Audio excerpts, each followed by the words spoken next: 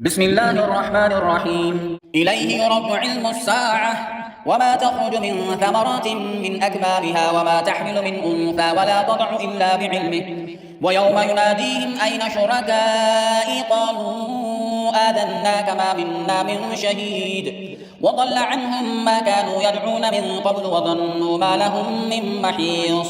لا يسأم الإنسان من دعاء الخير وإن مسه الشر فيئوس قنوط. ولئن أذقناه رحمة منا من بعد ضراء مسته ليقولن هذا لي وما أظن الساعة قائمة ولئن رجعت إلى ربي إن لي عنده للحسنى فلننبئن الذين كفروا بما عملوا ولنذيقنهم من عذاب غليظ. وإذا أنعمنا على الإنسان أعرض ونأى بجانبه وإذا مسه الشر فذو دعاء عريض. قل أرأيتم إن كان من عند الله ثم كفرتم به من أضل ممن هو في شقاق بعيد. سنريهم آياتنا في الآفاق وفي أنفسهم حتى يتبين لهم أنه الحق. أولم يكف بربك أنه على كل شيء شهيد. ألا إنهم في مرية من لقاء ربهم ألا إنه بكل شيء محيط. بسم الله الرحمن الرحيم. حميم عين سين قاف كذلك يوحي إليك وإلى الذين من قبلك الله العزيز الحكيم له ما في السماوات وما في الأرض وهو العلي العظيم. تكاد السماوات يتفطرن من فوقهن والملائكة يسبحون بحمد ربهم ويستغفرون لمن في الأرض ألا إن الله هو الغفور الرحيم. والذين اتخذوا من دونه أولياء الله حفيظ عليهم وما أنت عليهم بوكيل. وكذلك أوحينا إليك قرآنا عربيا لتنذر أم القرى ومن حولها وتنذر يوم الجمع لا ريب فيه فريق في الجنة وفريق في السعير. ولو شاء الله لجعلهم أمة واحدة ولكن يدخل من يشاء في رحمته والظالمون ما لهم من ولي ولا نصير. أم اتخذوا من دونه أولياء فالله هو الولي وهو يحيي الموتى وهو على كل شيء قدير. وما اختلفتم فيه من شيء فحكمه إلى الله ذلكم الله ربي عليه توكلت وإليه أنيب. فاطر السماوات والأرض جعل لكم من أنفسكم أزواجا ومن الأنعام أزواجا يضربكم فيه ليس كمثله شيء وهو السميع البصير. له مقاليد السماوات والأرض يبسط الرزق لمن يشاء ويقدر إنه بكل شيء عليم. شرع لكم من الدين ما وصى به نوحا والذي أوحينا إليك وما وصينا به إبراهيم وموسى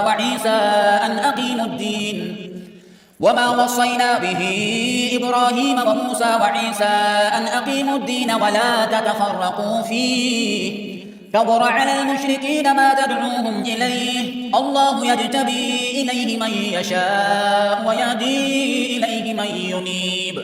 وما تفرقوا إلا من بعد ما جاءهم العلم بغيا بينهم ولولا كلمة سبقت من ربك إلى أجل مسمى لقضي بينهم وإن الذين أورثوا الكتاب من بعدهم لفي شك منه مريب. فلذلك فادع واستقم كما أمرت ولا تتبع أهواءهم وقل آمنت بما أنزل الله من كتاب وأمرت لأعدل بينكم الله ربنا وربكم لنا أعمالنا ولكم أعمالكم لا حجة بيننا وبينكم الله يجمع بيننا وإليه المصير.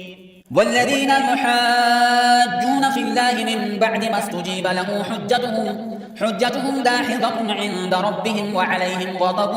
ولهم عذاب شديد. الله الذي أنزل الكتاب بالحق والميزان وما يدريك لعل الساعة قريب يستعجل بها الذين لا يؤمنون بها والذين آمنوا مشفقون منها ويعلمون أنها الحق ألا إن الذين يمارون في الساعة لفي ضلال بعيد الله لطيف بعباده يرزق من يشاء وهو القوي العزيز من كان يريد حرث الآخرة نزد له في حرثه ومن كان يريد حرث الدنيا نؤته منها وما له في الآخرة من نصيب أم لهم شركاء شرعوا لهم من الدين ما لم يأذن به الله ولولا كلمة الفصل لقضي بينهم وإن الظالمين لهم عذاب أليم ترى الظالمين مشفقين مما كسبوا وهو واقع بهم والذين آمنوا وعملوا الصالحات في روضات الجنات لهم ما يشاءون عند ربهم ذلك هو الفضل الكبير ذلك الذي يبشر الله عباده الذين آمنوا وعملوا الصالحات قل لا أسألكم عليه أجرا إلا المودة في القربى ومن يقترف حسنة نزد له فيها حسنا إن الله غفور شكور أم يقولون افترى على الله كذبا فإن يشأ الله يختم على قلبك ويمحو الله الباطل ويحق الحق بكلماته إنه عليم بذات الصدور وهو الذي يقبل التوبة عن عباده ويعفو عن السيئات ويعلم ما تفعلون ويستجيب الذين آمنوا وعملوا الصالحات ويزيدهم من فضله والكافرون لهم عذاب شديد ولو بسط الله الرزق لعباده لبغوا في الأرض ولكن ينزل بقدر ما يشاء إنه بعباده خبير بصير وهو الذي ينزل الغيث من بعد ما قنطوا وينشر رحمته وهو الولي الحميد ومن آياته خلق السماوات والأرض وما بث فيهما من دابة وهو على جمعهم إذا يشاء قدير وما أصابكم من مصيبة فبما كسبت أيديكم ويعفو عن كثير وما أنتم بمعجزين في الأرض وما لكم من دون الله من ولي ولا نصير ومن آياته الجوار في البحر كالأعلام إن يشأ يسكن الريح فيظللن رواكد على ظهره إن في ذلك لآيات لكل صبار شكور أو يوبقهن بما كسبوا ويعفو عن كثير ويعلم الذين يجادلون في آياتنا ما لهم من محيص فما أوتيتم من شيء فمتاع الحياة الدنيا وما عند الله خير وأبقى للذين آمنوا وعلى ربهم يتوكلون والذين يجتنبون كبائر الإثم والفواحش وإذا ما غضبوا هم يغفرون والذين استجابوا لربهم وأقاموا الصلاة وأمرهم شورى بينهم ومما رزقناهم ينفقون والذين إذا أصابهم البغي هم ينتصرون وجزاء سيئة سيئة مثلها فمن عفا وأصلح فأجره على الله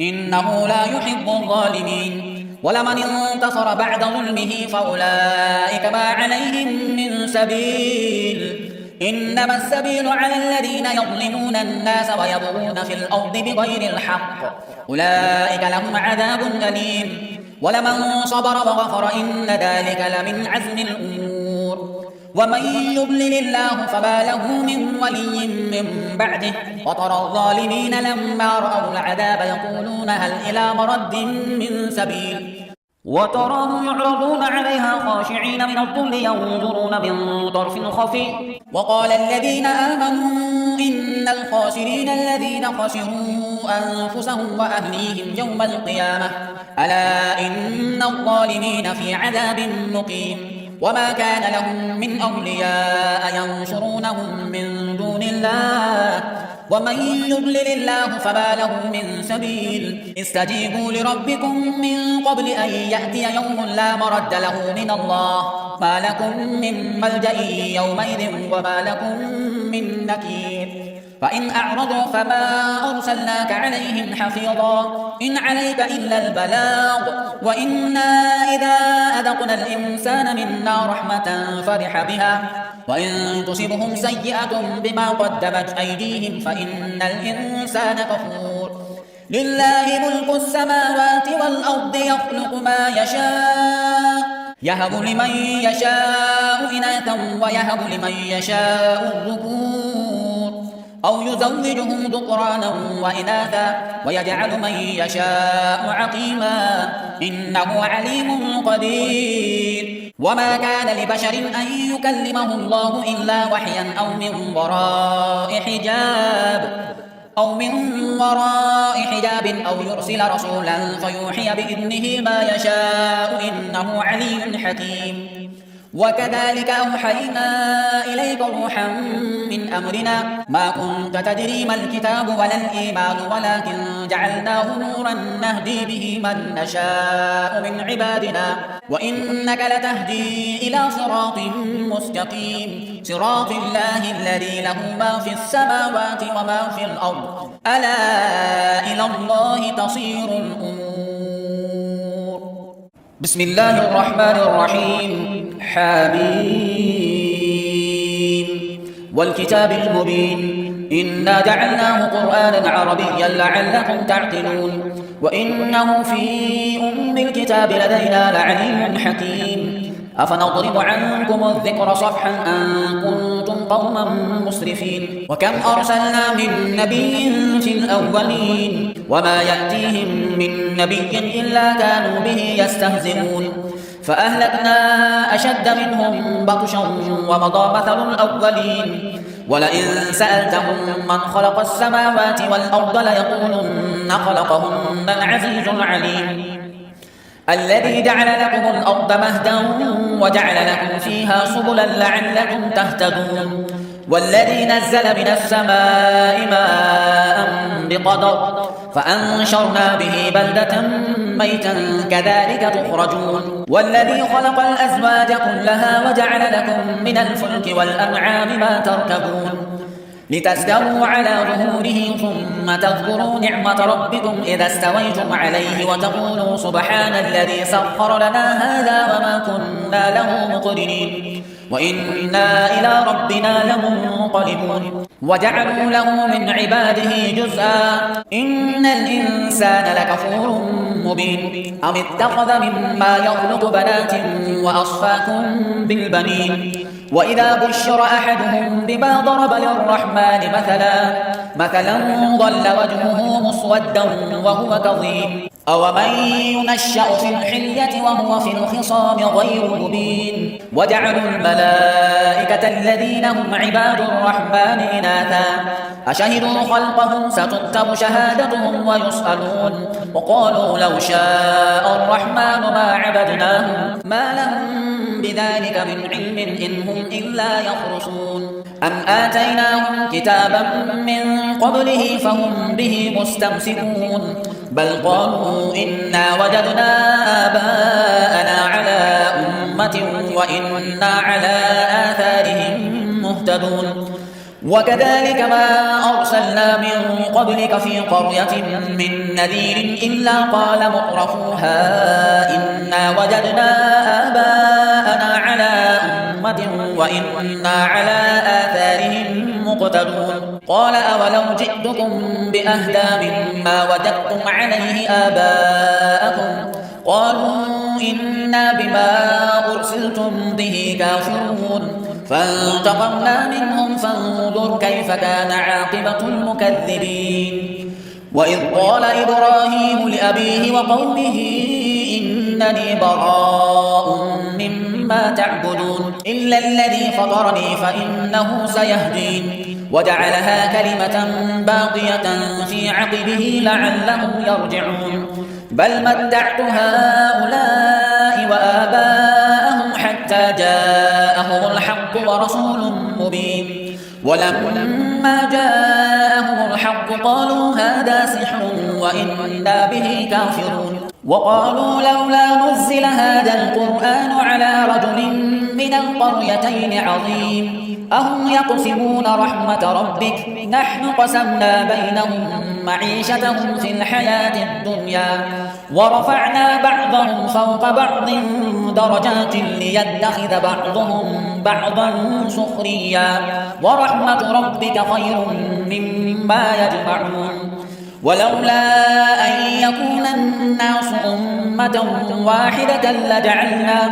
لجعلنا لمن يكفر بالرحمن لبيوتهم سقفا من فضة ومعارج عليها يظهرون ولبيوتهم أبوابا وسررا عليها يتكئون وزخرفا وإن كل ذلك لما متاع الحياة الدنيا والآخرة عند ربك للمتقين ومن يعش عن ذكر الرحمن نقيض له شيطانا فهو له قرين وإنهم ليصدونهم عن السبيل ويحسبون أنهم مهتدون حتى إذا جاءنا قال يا ليت بيني وبينك بعد المشرقين فبئس القرين ولن ينفعكم اليوم إذ ظلمتم أنكم في العذاب مشتركون أفأنت تسمع الصم أو تهدي العمي ومن كان في ضلال مبين فإما نذهبن بك فإنا منهم منتقمون أو نرينك الذي وعدناهم فإنا عليهم مقتدرون فاستمسك بالذي أوحي إليك إنك على صراط مستقيم وإنه لذكر لك ولقومك وسوف تسألون واسأل من أرسلنا من قبلك من رسلنا أجعلنا من دون الرحمن آلهة يعبدون ولقد أرسلنا موسى بآياتنا إلى فرعون وملئه فقال إني رسول رب العالمين فلما جاءهم بآياتنا إذا هم منها يضحكون وما نريهم من آية إلا هي أكبر من أختها وأخذناهم بالعذاب لعلهم يرجعون وقالوا يا أيها الساحر ادع لنا ربك بما عهد عندك إننا لمهتدون فلما كشفنا عنهم العذاب إذا هم ينكثون ونادى فرعون في قومه قال يا قوم أليس لي ملك مصر وهذه الأنهار تجري من تحتي أفلا تبصرون أم أنا خير من هذا الذي هو مهين ولا يكاد يبين فلولا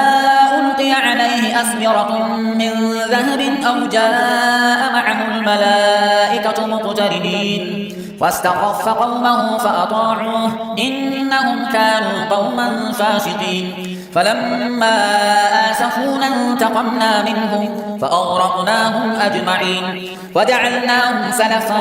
ومثلا للآخرين ولما ضرب ابن مريم مثلا إذا قومك منه يصدون وقالوا أآلهتنا خير أم هو ما ضربوه لك إلا جدلا بل هم قوم خصمون إن هو إلا عبد أنعمنا عليه وجعلناه مثلا لبني إسرائيل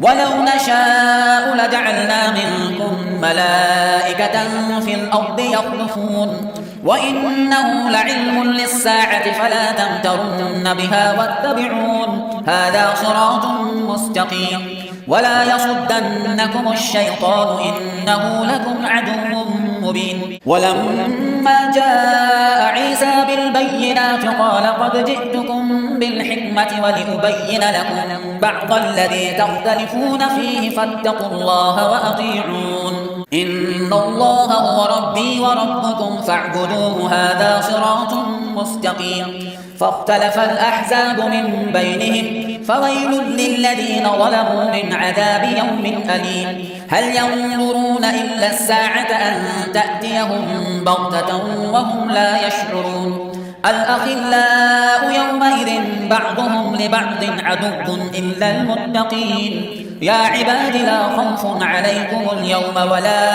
أنتم تحزنون الذين آمنوا بآياتنا وكانوا مسلمين ادخلوا الجنة أنتم وأزواجكم تحبرون يطاف عليهم بصحاف من ذهب وأكواب وفيها ما تشتهيه الأنفس وتلذ الأعين وأنتم فيها خالدون وتلك الجنة التي أورثتموها بما كنتم تعملون لكم فيها فاكهة كثيرة منها تأكلون إن المجرمين في عذاب جهنم خالدون لا يفتر عنهم وهم فيه مبلسون وما ظلمناهم ولكن كانوا هم الظالمين ونادوا يا مالك ليقض علينا ربك قال إنكم ماكثون لقد جئناكم بالحق ولكن أكثركم للحق كارهون أم أبرموا أمرا فإنا مبرمون أم يحسبون أنا لا نسمع سرهم ونجواهم بلى ورسلنا لديهم يكتبون قل إن كان للرحمن ولد فأنا أول العابدين سبحان رب السماوات والأرض رب العرش عما يصفون فذرهم يخوضوا ويلعبوا حتى يلاقوا يومهم الذي يوعدون وهو الذي في السماء إله وفي الأرض إله وهو الحكيم العليم وتبارك الذي له ملك السماوات والأرض وما بينهما وعنده علم الساعة وإليه ترجعون ولا يملك الذين يدعون من دونه الشفاعة إلا من شهد بالحق وهم يعلمون ولئن سألتهم من خلقهم ليقولن الله فأنا يؤفكون وقيله يا رب إن هؤلاء قوم لا يؤمنون فاصفح عنهم وقل سلام فسوف يعلمون بسم الله الرحمن الرحيم حميم والكتاب المبين إنا أنزلناه في ليلة مباركة إنا كنا منذرين فيها يفرق كل أمر حكيم أمرا من عندنا إنا كنا مرسلين رحمة من ربك إنه هو السميع العليم رب السماوات والأرض وما بينهما إن كنتم موقنين لا إله إلا هو يحيي ويميت ربكم ورب آبائكم الأولين بل هم في شك يلعبون فارتقب يوم تأتي السماء بدخان مبين يغشى الناس هذا عذاب أليم ربنا اكشف عنا العذاب إنا مؤمنون أن لهم الذكرى وقد جاءهم رسول مبين ثم تولوا عنه وقالوا معلم مجنون إنا كاشف العذاب قليلا إنكم عائدون يوم نبطش البطشة الكبرى إنا منتقمون ولقد فتنا قبلهم قوم فرعون وجاءهم رسول كريم أن أدوا إلي عباد الله إني لكم رسول أمين وأن لا تعلوا على الله إني آتيكم بسلطان مبين وإني عذت بربي وربكم أن ترجمون وإن لم تؤمنوا لي فاعتزلون فدعا ربه أن هؤلاء قوم مجرمون فأسر بعبادي ليلا إنكم متبعون واترك البحر رهوا إنهم جند مغرقون كم تركوا من جنات وعيون وزروع ومقام كريم ونعمة كانوا فيها فاكهين كذلك وأورثناها قوما آخرين فما بكت عليهم السماء والأرض وما كانوا منظرين ولقد نجينا بني إسرائيل من العذاب المهين من فرعون إنه كان عاليا من المسرفين ولقد اخترناهم على علم على العالمين وآتيناهم من الآيات ما فيه بلاء مبين إن هؤلاء ليقولون إن هي إلا موتتنا الأولى وما نحن بمنشرين فأتوا بآبائنا إن كنتم صادقين أهم خير أم قوم تبع والذين من قبلهم أهلكناهم إنهم كانوا مجرمين وما خلقنا السماوات والأرض وما بينهما لاعبين ما خلقناهما إلا بالحق ولكن أكثرهم لا يعلمون إن يوم الفصل ميقاتهم أجمعين يوم لا يغني مولا عن مولا شيئا ولا هم ينصرون إلا من رحم الله إنه هو العزيز الرحيم إن شجرة الزقوم طعام الأثيم كالمهل يغلي في البطون كغلي الحميم خذوه فاعتلوه إلى سواء الجحيم ثم صبوا فوق رأسه من عذاب الحميم ذق إنك أنت العزيز الكريم إن هذا ما كنتم به تمترون إن المتقين في مقام أمين في جنات وعيون يلبسون من سندس واستبرق متقابلين كذلك وزوجناهم بحور عين يدعون فيها بكل فاكهة آمنين لا يذوقون فيها الموت إلا الموتة الأولى ووقاهم عذاب الجحيم فضلا من ربك ذلك هو الفوز العظيم فإنما يسرناه بلسانك لعلهم يتذكرون فارتقب إنهم مرتقبون بسم الله الرحمن الرحيم حميم تنزيل الكتاب من الله العزيز الحكيم إن في السماوات والأرض لآيات للمؤمنين وفي خلقكم وما يبث من دابة آيات لقوم يوقنون واختلاف الليل والنهار وما أنزل الله من السماء من رزق فأحيا به الأرض بعد موتها وتصريف الرياح آيات لقوم يعقلون تلك آيات الله نتلوها عليك بالحق فبأي حديث بعد الله وآياته يؤمنون